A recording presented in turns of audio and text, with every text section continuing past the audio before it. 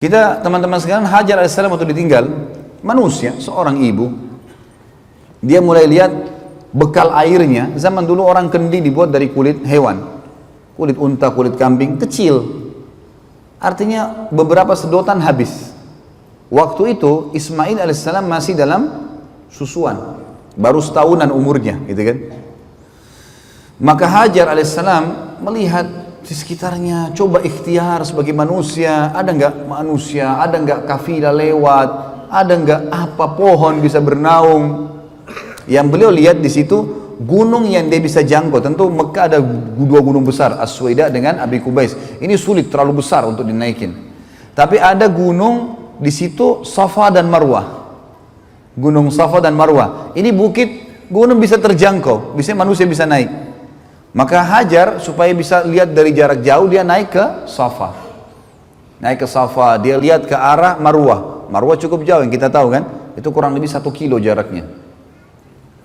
Maka dia lihat ke sana. Nah teman-teman sekalian, di padang pasir, memang ini sudah menjadi sesuatu yang ilmiah pun sudah diteliti. Jadi ada fata morgana. Antum kalau melihat di padang pasir, teman-teman kalau pernah di Dubai, pernah di Saudi, di musim panas, kita kalau lagi jalan di jalan rayanya, itu dari kejauhan kita seperti lihat ada genangan air. Padahal nggak ada air, itu fata morgana saja. Jadi itu rupanya pantulan dari wilayah lain yang ada air dengan cahaya matahari, dengan hikmah Allah SWT tentunya. Maka Hajar alaihissalam lihat ke arah gunung Marwah. Beliau lihat di sana ada genangan air, pantulan dari tempat lain gitu. Maka Hajar alaihissalam melihat di sekitarnya semua padang pasir, di sana ada genangan air di Marwah. Dia turun dari gunung Safa menuju ke Marwah. Di tengah-tengah lembah, beliau berlari kecil untuk membantu dirinya supaya bisa naik ke Marwah. Naiklah ke atas. Naik ke Marwah nggak ada air. Dia balik lagi arah matanya ke arah Safa, dilihat di Safa ada air. Turun lagi dari Marwah ke Safa, di tengah-tengah lembah lari lagi untuk naik ke Safa. Begitu terus sampai 7 kali. Dan subhanallah, karena keikhlasan Hajar alaihissalam, ini yang saya bilang teman-teman, kadang-kadang pelajaran seperti ini jarang disinggung. Karena keikhlasan mematuhi perintah Allah pada suaminya dan patuh pada suaminya, kemudian dia berusaha ikhtiar mencari sesuatu buat dirinya hidup, Allah menjadikan perbuatannya itu abadi sampai menjelang hari kiamat. Kenapa? Karena Allah jadikan semenjak itu di syariat Ibrahim alaihissalam, di syariat semua nabi-nabi sesudahnya, dan syariat Nabi Muhammad SAW, sampai hari kiamat terjadi sebuah hukum di haji dan umrah, Safa dan Marwah, sa'i. Artinya setiap orang yang sa'i dipanen pahalanya oleh Hajar alaihissalatu wassalam. Saya subhanallah setiap kali sa'i, saya melihat orang, ribuan orang sekarang di Masjid Haram 24 jam, tidak pernah kosong tempat sa'i itu. Sampai dibuat 3 lantai, ada lantai basement, ada lantai 1, ada lantai 2-nya ya. Itu sampai penuh semuanya orang sa'i. Saya berpikir berapa banyak pahalanya Hajar alaihissalam, karena dia pemicunya kan. Gara-gara itu keluar sebuah hukum, Allah hormati, dikekalkan. Sebenarnya nanti kita lihat juga waktu Ibrahim alaihissalam bangun Ka'bah, bekas pijakan kakinya disuruh orang sholat di belakangnya, kan gitu. Ini karena menghormati bagaimana perjuangan-perjuangan mereka dalam agama, bagaimana Allah menilai itu. Tinggal butuh patuh saja. Semua bekas kepatuhan dengan keikhlasan akan berbekas menjadi amal jariah yang besar. Itu poin yang harus disadari teman-teman sekalian. Maka Hajar alaihissalam setelah 7 kali bolak-balik ternyata sama, nggak ada. Dan sekarang menjadi sebuah hukum, dari Safa ke Marwah itu selalu hitungannya ganjil tentunya, 1, 3, 5 dan 7. Dari Marwah ke Safa yang genap, putaran kedua, putaran keempat dan putaran keenam. Kadang-kadang kalau saya pandu jemaah haji atau jemaah umroh saya bahasakan begitu supaya nggak lupa. Pokoknya dari Safa ke Marwah selalu putaran kita yang ganjil tuh, yang 1, 3, 4, 1, 3, 5, 7, dan Marwah ke Safa itu yang genap 2, 4 dan 6 gitu. Dan di tengah-tengah lembah sekarang oleh Saudi tentunya sudah ditutup pakai marmer ya. Dulu itu agak cekung, tapi sekarang sudah tutup marmer, jadi sudah mulai agak rata, dan di situ ditaruh lampu warna hijau gitu. Ditaruh lampu hijau untuk menjelaskan kalau dulu Hajar di sini berlari kecil, dan kita sunnahnya berlari kecil. Kalau laki-laki disuruh berlari, kalau perempuan ya mempercepat langkahnya atau berlari kecil yang kita bahasakan tadi. Baik. Setelah 7 kali teman-teman bolak-balik ternyata ini adalah fata morgana, nggak ada air, maka Hajar pun ambil ikhtiar untuk kembali ke arah anaknya. Waktu itu Ismail AS ditaruh di tanah, jadi tinggalkan di sebuah tempat yang disusun batu-batu dari padang pasir di sekitarnya untuk menaungin minimal dari panas. Yang terjadi waktu dia kembali alaihissalatu wassalam, dia melihat di sebelah kakinya Ismail alaihissalam ada mata air. Ada 3 riwayat yang menjelaskan masalah itu, yang 2-nya masih didoifkan para ulama, yang 1 disahihkan. Yang pertama dikatakan air itu keluar dari sentakan kakinya Ismail pada saat menangis, dan ini dilemahkan. Ada riwayat kedua mengatakan keluar dari telapak kakinya untahnya Ibrahim alaihissalam, ini juga dilemahkan. Yang ketiga adalah ini yang disahihkan, Jibril alaihissalam datang dan mengepakkan dengan sayapnya, lalu keluarlah mata air tersebut. Waktu datang Hajar lihat, bayangkan teman-teman kalau kita sa'i sekarang saja dengan kondisi pakai AC, lalu kita sa'i masih haus tuh. Hah? Benar gak? Senyap betul ini. Hah? Ini senyap sudah mau berhenti atau masih mau dengar? Ini sudah 2 jam lebih kita ngomong ini. Masya Allah. Taib. Ala kulli hal, teman-teman sekalian, sekarang saja kalau sa'i, apalagi kalau musim panas, kita butuh air zam-zam, dan diletakkan oleh kerajaan Saudi, Masya Allah, jazakumullah khair, dengan air zam-zam banyak. Bayangkan zaman dulu Hajar alaihissalam, plong terbuka, tidak ada atap, lari-lari nyari air dari 7 kilo nih, sekilo itu ke 7 kilo, lari, kembali, begitu lihat mata air, kira-kira apa yang terjadi? Hajar alaihissalam buru-buru mendatangi air tersebut, karena dia tahu dia cuma 2 sama anaknya. Lalu dia membuat bendungan dari tanah padang pasir sama tangannya alaihissalatu wassalam, dibuat bendungan sambil dia mengucapkan bahasanya orang Babilonia, bahasanya orang Mesir, bahasa asli Kipti. Dia mengatakan zam zam. Apa artinya itu? Berkumpullah, berkumpullah, gitu kan? Kata ulama, karena ucapan kalimatnya saja ini Hajar alaihissalam, ini pelajaran kedua, amal jariah yang besar. Semenjak kalimat zam-zam keluar dari mulut setiap orang, Hajar panen pahalanya. Lihat ibrah yang luar biasa itu. Bagaimana orang panen pahala hanya karena ketulusan kepada Allah. Sedikit bergerak, pahalanya berlipat-lipat, gitu kan? Tentang sholat duha misal, saya kasih contoh keluar dari sini. Kata Nabi SAW, di dalam tubuh manusia ada 360 sendi. Kalau dia harus bersedekah untuk 360 sendinya sebagai tanda syukur kepada Allah agar sendi-sendinya bisa bagus, bertahan. Dan 2 rakaat sholat duha menutupi sedekah 360 sendi. Mana bisa berimbang 2 rakaat sholat duha 5 menit ya, menutupi sendi kita yang 360 sendi semuanya aman. Seharian itu dijamin sampai besok lagi. Nggak berimbang. Hadis Muslim yang ini dikatakan, siapa yang berpuasa 1 hari untuk Allah, gitu kan, Allah akan jauhkan dari neraka sejauh 70 tahun. Kan sedikit bergerak, balasannya luar biasa. Lalu kenapa antum tidak berbuat amal saleh? Ayo. Hajar al-Islam cuma mengatakan zam zam, ditutup. Apa kata Nabi SAW dalam hadis Bukhari? Semoga Allah merahmati ibunya Ismail. Kalau dia tidak menahannya, tidak membuat bendungan tadi, maka zam-zam akan menjadi lautan yang luas. Subhanallah teman-teman, kalau antum tahu zam-zam itu luar biasa. Sumur dibuat oleh kerajaan Saudi, maksudnya di sumur itu ya dirapiin lah ya sekitarnya. Itu ada ditaruh tanda, gitu. Air zam-zam ini tiap hari berapa juta kubik tuh diambil. Berapa banyak orang yang minum? Bukan cuma orang Mekah, ini kalau sumur biasa sudah kering, gitu kan? Itu dikuras teman-teman, diambil. Airnya akan turun hanya sampai ke garis itu, nggak pernah sampai habis ke mata airnya, nggak. Ini dikuras dengan alat sedot yang kuat ya, itu cuma kurang sampai di situ. Dan kalau dia setelah itu hanya hitungan, kalau tidak salah saya baca itu 11 menit. Diadakan penelitian, 11 menit kemudian teman-teman sekalian, dia akan kembali ke titik yang sudah ada di bibir sumur itu, tidak pernah lebih, tidak meluap, selalu ada di situ dengan hikmah Allah. Luar biasa zam-zam itu. Makanya kata Nabi SAW, zam-zam liman syuribalah. Bukan cuma itu, zam-zam sesuai dengan niat orang yang meminumnya. Sampai Imam Syafi'i mengatakan apa? Saya minum zam-zam dengan minta 3 hal. Minta agar panahan saya tidak meleset. Jadi beliau hobi berburu, gitu kan?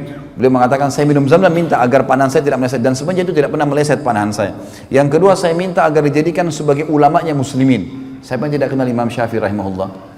Dan yang ketiga, saya minum zam-zam minta masuk surga. Orang faham, ulama faham tentang masalah hadis Nabi SAW, zam-zam luar biasa. Dan semenjak orang minum zam-zam, ya, maka Hajar pun panen pahalanya. Jadi penyebutan namanya sendiri, air zam-zam, itu sudah cukup. Dia menyebutkan. Kemudian Ismail AS diberikanlah minum oleh Hajar AS. Kemudian setelah minum, teman-teman sekalian, pada waktu itu juga, ini di pagi hari, pada waktu itu juga terjadilah sebuah kejadian kecil. Kejadian kecil ini, teman-teman sekalian, adalah pecahnya bendungan Ma'rib. Sekarang Mekah kita tinggalin dulu, perjalanan Ibrahim AS kita tinggalin dulu. Kita sekarang lihat sebuah kejadian yang berhubungan dengan itu. Kejadiannya adalah di Yaman, di negeri Yaman, dulu itu ada kehidupan yang subur sekali. Mereka punya bendungan namanya Saddul Ma'rib. Terkenal sekali Saddul Ma'rib.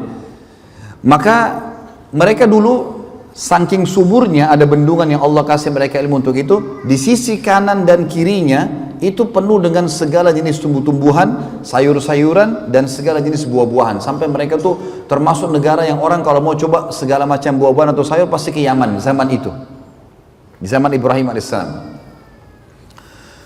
Berjalan waktu mereka kufur kepada Allah, tidak bersyukur, maka Allah hancurkan bendungan mereka. Saddul Ma'ribnya hancur. Pada saat Saddul Ma'rib hancur, teman-teman sekalian, yang terjadi adalah semua kebun-kebun mereka yang buah-buahan dan sayuran diubah oleh Allah menjadi pohon-pohon sidir, sidir ya, bidara yang tidak ada buahnya dan durinya banyak, serta pohon-pohon cemara. Jadi nggak berfungsi lagi. Akhirnya apa yang terjadi? Mereka keluar, suku-suku Arab pertama kali keluar waktu itu dari negeri Yaman. Belum pernah keluar. Tidak ada suku Arab di dunia dulu kecuali di situ. Dan perlu saya kasih bawahi tadi, Ibrahim AS bukan dari turunan Arab, dari suku Babilonia, gitu kan? Hajar dari suku Kipti di Mesir. Nanti akan kita jelaskan, teman-teman, akan ada awal mula keluar istilah Arab asli dan Arab musta'ribah. Ini secara histori tentunya, ya. Ada Arab yang asli, ada Arab yang terarabkan. Semua orang yang menikah dengan turunan Arab atau orang yang menggunakan bahasa Arab, maka dikatakan orang Arab. Contoh misal, Irak itu tadi saya bilang asli Babilonia. Kenapa sekarang bisa dikatakan negeri Arab? Karena bahasanya bahasa Arab. Dan pada saat Sa'ad bin Abi Waqqas radhiyallahu anhu menembus Persia, Irak, Iran, Afghanistan, Rusia, maka yang terjadi adalah wilayah Irak ini banyak menikah dengan para sahabat, masyarakat setempat, dan jadilah mereka negeri Arab. Negara-negara yang tidak menggunakan bahasa Arab seperti Iran, dulunya juga takluk di tangan kaum muslimin. Rusia tidak dikatakan negeri Arab. Mesir juga sisi lain adalah suku Kipti. Karena waktu Amr bin As radhiyallahu anhu masuk tahun 20 Hijriah ke Mesir, kemudian banyak sahabat yang menikah dengan orang-orang asli sana, lalu sampai sekarang mereka menggunakan bahasa Arab di negaranya, maka dikatakan Mesir negara Arab. Sama dengan negeri Syam, Palestina. Palestina itu bukan asli orang Arab sebenarnya. Maaf, di Palestina ada asli orang Arab memang. Mereka kalau mereka itu dari suku Adnan, ya. Dari turunan Ismail AS, nanti setelah kita jelaskan masalah pernikahan beliau dengan salah satu dari anak kepala suku Jurhum. Kemudian ada Yordania itu bukan negara Arab tadinya. Libanon, Syria, ini semua tidak menggunakan, tapi karena menggunakan bahasa Arab setelah menikah juga dengan para sahabat yang dipimpin oleh Abu Ubaidah bin Jarrah dan Khalid bin Walid radhiyallahu anhu di perang yang terkenal banyak sekali di sana, peperangan penembusan negeri Syam, maka mereka jadi bahasa Arab. Sama juga dengan Tunis, Jazair, Maroko, tiga ini terkenal dengan suku Barbar, asli suku Barbar. Tapi karena berbaur dengan sahabat, menikah dan seterusnya, hanya menggunakan bahasa Arab dikatakan negeri Arab. Baik, awal mulanya suku Arab keluar dari Yaman karena hancurnya Saddul Ma'rib. Keluarlah suku pertama, waktu itu namanya suku Jurhum. Suku Jurhum, ya. Suku Jurhum ini teman-teman sekalian adalah suku yang besar, jumlahnya banyak orangnya. Keluar dari Yaman. Mereka tujuannya, kalau saya ibaratkan mungkin kotak ini ya, kotak mihrab kita ini adalah Jazirah Arab, peta Jazirah Arab. Maka Yaman itu berada di selatan, di bagian bawah. Dan negeri Syam, Palestina, Yordania, Lebanon dan Syria di utaranya, di atas. Jadi orang-orang Yaman, suku Jurhum ini mau pergi ke negeri Syam. Karena negeri Syam ini teman-teman sekalian negeri yang subur. Pernah saya jelaskan kan, sampai kalau jalannya pun pecah, itu keluar pohon apel, nggak ditanam, nggak diapa gitu, saking suburnya. Mereka hancur bendungannya, mereka mau pergi ke sana. Nah, di tengah-tengah antara Yaman sama negeri Syam, ada Mekah, Madinah, di tengah-tengah. Madinah lebih dekat dengan negeri Syam, Mekah lebih dekat dengan negeri Yaman. Makanya nanti kita akan pelajari dalam sejarah kita teman-teman sekalian di sini, sejarah Nabi SAW, itu kafilah-kafilah Quraisy. Kalau mereka belanja ke negeri Syam, ya, mereka kalau pulang harus lewat Madinah. Makanya kafilah mereka banyak ditahan oleh muslimin di Madinah itu, karena mereka harus lewatin, karena Mekah dulu baru Madinah, kemudian baru negeri Syam. Tapi itu nanti ada bahasan insya Allah. Yang saya ingin diberatkan, pada saat itu teman-teman sekalian keluarlah suku Jurhum dari Yaman, dari bawah selatan Jazirah Arab menuju ke Syam. Mereka lewat di lembah Mekah. Mereka tahu ini lembah padang pasir, nggak ada kehidupan. Tapi mereka kaget, mereka lihat dengan hikmah Allah. Ini pada hari yang sama ya, pada pagi itu. Jadi suku Jurhum sudah keluar dari berapa hari yang lalu nih ceritanya. Tapi mereka pada saat hari tibanya Hajar alaihissalam dengan Ismail alaihissalam di lembah Mekah, hari itu juga dengan hikmah Allah mereka lewat di situ. Dan mereka lihat di lembah itu kok ada burung yang berputar. Biasanya di padang pasir itu kita tahunya ada kehidupan, ada air. Kalau ada burung yang berputar-putar, gitu kan? Itu menandakan di bawahnya ada air. Ya. Mereka bilang, pimpinan sukunya bilang, kayaknya kita nggak pernah tahu di sini ada air nih. Tapi perilaku burung ini aneh, menandakan ada air. Coba pergi lihat. Datanglah akhirnya beberapa orang sukunya datang ke sana. Mereka temukan Hajar dan Ismail alaihissalam. Hajar lagi duduk dekat mata air yang terus keluar, gitu kan? Sementara Ismail di sebelahnya. Yang terkenal dari suku Jurhum dan suku-suku Yaman ini teman-teman, adab dan tata kerama. Mereka tidak datang menyerang, mereka tidak ambil. Mereka tahu mata air sumber kehidupan. Ada air hidup semua. Kata Allah dalam Al-Quran, A'udzubillahi minasyaitonir wa ja'alna minal ma'i kulla syai'in hayy. Kami jadikan dari air semuanya hidup, gitu ya. Kalau ada air semua hidup. Kita bisa hidup tanpa makan, tapi kita nggak bisa hidup tanpa air. Nggak mungkin. Air ini harus ada. Lalu mereka pun berkata kepada Hajar, datang pimpinannya, wahai ibu, bisa nggak kami ini suku keluar dari Yaman, kehabisan air, nggak ada. Bendungan kami hancur segala. Kami mau ke negeri Syam, tapi kami temukan di sini ada mata air. Bisa nggak anda izinkan kami hidup bersama anda di sini, dan kami bersedia membayar upeti. Artinya hasil peternakan kami akan berikan kepada anda, susunya, dagingnya, hasil apa saja perkebunan kami nanti kami akan kasih. Yang penting anda izinkan hidup dekat mata air ini. Hikmah ilahi. Maka tiba-tiba Hajar alaihissalam pada saat itu mengatakan, baiklah silahkan tinggal dengan saya, gitu kan? Maka tiba-tiba pada hari itu, sebelum terbenam matahari, kata ahli sejarah, terbentuk komunitas masyarakat Mekah. Padahal tadi lembah, nggak ada orang. Pada hari itu mulailah mereka bangun rumah, mulailah mereka bercocok tanam, mulailah peternakannya dikembangbiakkan, jadilah sebuah kota. Mulai dibangun, gitu kan? Maka terbentuklah awal mula pada saat itu kota Mekah. Dan ini kata para ulama, hikmah ilahi, Allah subhanahu wa ta'ala memang menginginkan itu terjadi.